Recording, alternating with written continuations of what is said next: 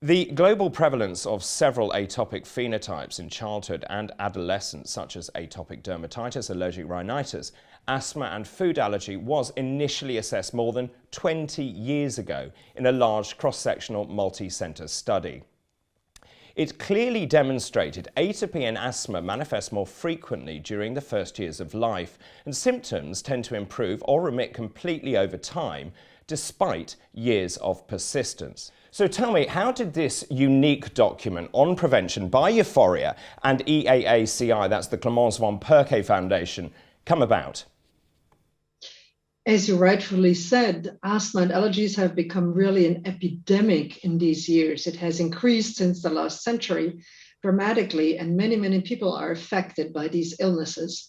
We have started to develop new therapies, but the best way to combat this epidemic is certainly to prevent the disease. And as you rightfully said, many of these symptoms start very early in life. And if we could do something to prevent the onset of the disease before this chronic course of illness, then we would be in a much better shape. I've read the report. It seems very comprehensive and very enlightening.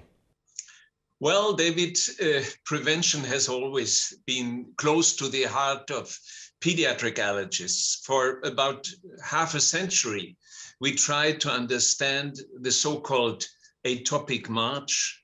We wanted to identify the determinants, the drivers of this march, in order to find reasonable approaches for either primary or secondary prevention. And Ulrich, was there anything that particularly stood out or surprised you in the report? Well,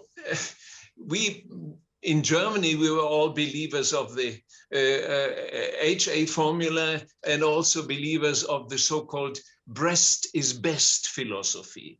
In the past, we thought it's good if we encourage mothers to breastfeed as long as possible. However, if you take a critical look at the literature, it's not that impressive.